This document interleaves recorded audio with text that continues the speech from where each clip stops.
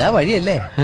ആത്തെന്തായിരുന്നു പരിപാടി? അമ്പലത്തിലൊരു വഴിപാടിന്റെ കാര്യം പറഞ്ഞ. വഴിപാടായിരുന്നല്ലോ, നല്ല കാര്യമായിട്ടായിരുന്നല്ലോ. തോന്നിയസം പറയുന്നത്. തോന്നിയ ദിവസം കാണിച്ചിട്ട് ആ പാവം ജവാന്റെ ഫോട്ടോയില് മാലിട്ട് ചന്ദനത്തിൽ എത്തിക്കണോ അല്ലേ? പുരുഷേട്ടനെങ്ങാനും അറിഞ്ഞാ പിള്ളേച്ചന്റെ ഫോട്ടോയില് മാലിട്ട് ചന്ദനത്തിൽ എത്തിക്കേണ്ടി വരും. വീട്ടിൽ വെച്ച് ചതറിക്കും. നാട്ടുകാരെ വിളിച്ചു കൂട്ടിട്ട് മോൻ എന്ത് കിട്ടും? എനിക്കൊന്നും കിട്ടില്ല, പിള്ളേച്ചന് കിട്ടും. നല്ല അസല് പുതുക്ക്. വലിയ നിലവിലുള്ള ആളല്ലേ, എല്ലാരും ഒന്ന് അറിയട്ടെ എന്ന്. നീ എന്റെ മാനം കളയരുത്. നിനക്ക് എന്ത് വേണേലും ഞാൻ തരാം. എന്ത് തരും? എന്ത് വേണം? അച്ഛന്റെ കയ്യിൽ നിന്ന് കള്ളക്കണക്ക് എഴുതി വാങ്ങിച്ച കുരുടിമുക്കിൽ 25 സെന്റ് സ്ഥലം. അയ്യോ മാധവ, അത് അയ്യോ മാധവ, അത് എഴുതി തരൊന്നും വേണ്ട.